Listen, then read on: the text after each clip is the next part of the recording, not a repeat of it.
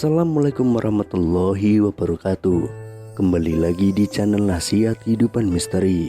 Pada video kali ini saya akan membahas tentang 2023 Satrio Piningit datang. Dalam khasanah budaya Jawa, sosok Satrio Piningit dipercaya sebagai figur yang mempunyai kesaktian dan wibawa bak seorang raja. Menurut penuturan Permadi Esa, politikus sekaligus paranormal, mengatakan Satrio Piningit atau Ratu Adil bakal muncul jika kondisi di Indonesia telah mengalami kemerosotan di berbagai sendi kehidupan. Dari nama yang disandingnya, Piningit berarti yang masih tersembunyi atau memang belum saatnya muncul jika waktunya belum tiba. Sosok misterius tersebut bakal naik ke tampuk kekuasaan tertinggi di Indonesia yang menjadi teladan, harapan, dan mengayomi rakyatnya. Konon beberapa pemimpin di negeri ini juga pernah dikaitkan dengan figur Satrio Piningit. Seperti apa sosok Satrio Piningit itu sebenarnya? Bakal muncul saat kondisi Indonesia mencapai titik terendah dan penuh huru-hara. Dalam istilah Jawa, zaman kala bendu atau kondisi rakyat Indonesia telah mencapai titik kemerosotan yang paling dasar, bakal menjadi tanda adanya petaka besar yang melanda negeri ini. Menurut Permadi Esa, Satrio Piningit yang dinanti-nantikan masyarakat akan muncul ke permukaan. Bisa dibilang, kemerosotan moral, kehancuran budi pekerti, dan hawa nafsu yang merajalela pada saat itu menjadi waktu yang tepat bagi sosok misterius tersebut untuk keluar. Sosok bijaksana yang akan membawa Indonesia keluar dari zaman kegelapan. Sosok misterius yang bakal pimpin Indonesia keluar dari kehancuran. Saat kemunculannya, Satrio Piningit atau Ratu Adil ini nantinya dipercaya membawa 3 karakter yang melambangkan kebajikan. Pertama, Satria Bayangkara, yaitu sosok pemimpin yang bersikap adil, berjiwa pemaaf terhadap lawan-lawan politiknya, dan juga mengayomi. Yang kedua, Satrio Pinandita adalah sosok pemimpin yang religius, jujur, adil, tegas, dan mengemban amanah kemaslahatan umat. Dan yang ketiga, Satria Raja adalah sosok negarawan yang mengabdi demi rakyat, bukan abdi negara untuk kekuasaan yang korup. Kehadirannya telah diramalkan oleh Prabu Jayabaya. Prabu Jayabaya telah meramalkan Satrio Piningit. Jauh sebelum Satrio Piningit banyak dibicarakan di era modern ini, Prabu Jayabaya dalam tulisan bukunya Jangka Jayabaya telah meramalkan sosoknya itu. Ciri itu disebutkan adanya sosok dewa yang tampil berbadan manusia, berparas seperti Batara Kresna, berwatak seperti Baladewa, dan bersenjata Trisula Weda. Berwujud sebagai manusia biasa, dirinya juga dikenal sebagai figur yang sakti mandraguna tanpa aji-aji.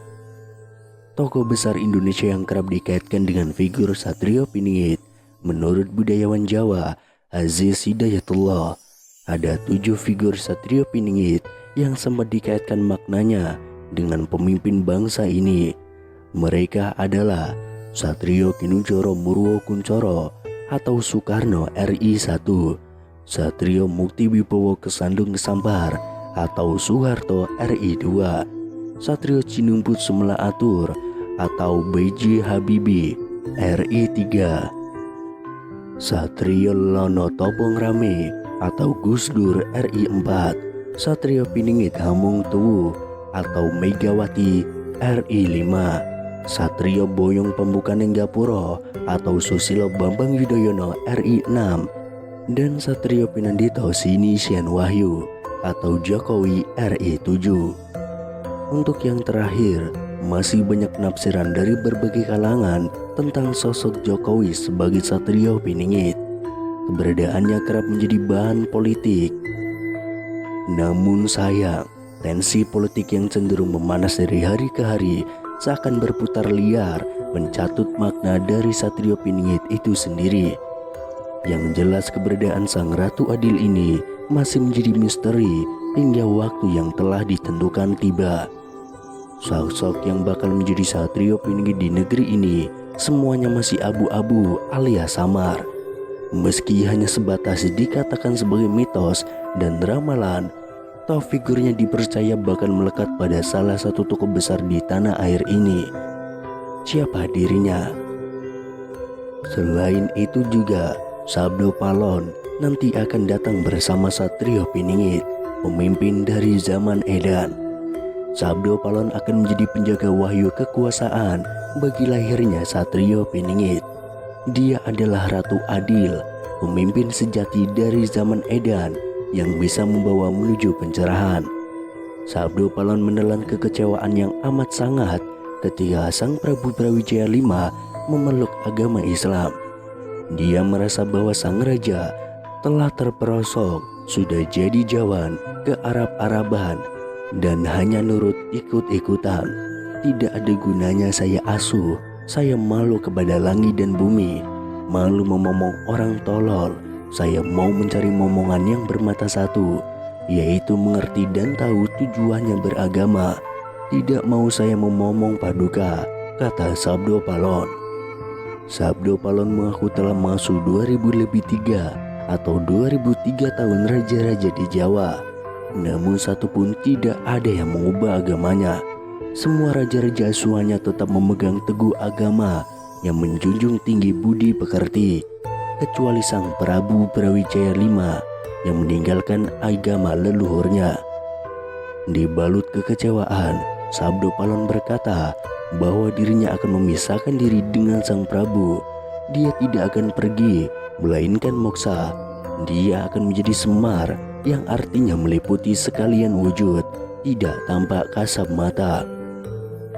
Di dalam serat Darmo Gandul disebutkan bahwa Semar dipercaya merupakan utusan gaib Gusti Kang Murubeng Dumadi atau Tuhan yang Maha Kuasa untuk melaksanakan tugasnya agar manusia selalu menyembah dan bertakwa kepada Tuhan, selalu bersyukur dan eling serta berjalan pada jalan kebaikan. Saat ini Indonesia telah memasuki tahun politik menuju pilihan presiden 2024 nanti. Bicara soal pemimpin tanah air kerap dikaitkan dengan ramalan Jayabaya tentang Satrio Piningit. Soal Satrio Piningit menjadi salah satu ramalan Prabu Jayabaya yang paling populer. Lantas, apakah ramalan tersebut sudah terbukti? Prabu Jayabaya meramalkan bangsa Indonesia akan memasuki zaman kala bendu. Pada saat itu terjadi, Satrio Piningit akan datang membawa bangsa Indonesia keluar dari situasi zaman kala bendu. Prabu Jayabaya memulai ramalannya dengan mengungkapkan situasi tanah Jawa sebelum kemunculan Satrio Piningit. Situasi ini digambarkan berupa keadaan tanah Jawa yang dirundung masa-masa kegelapan.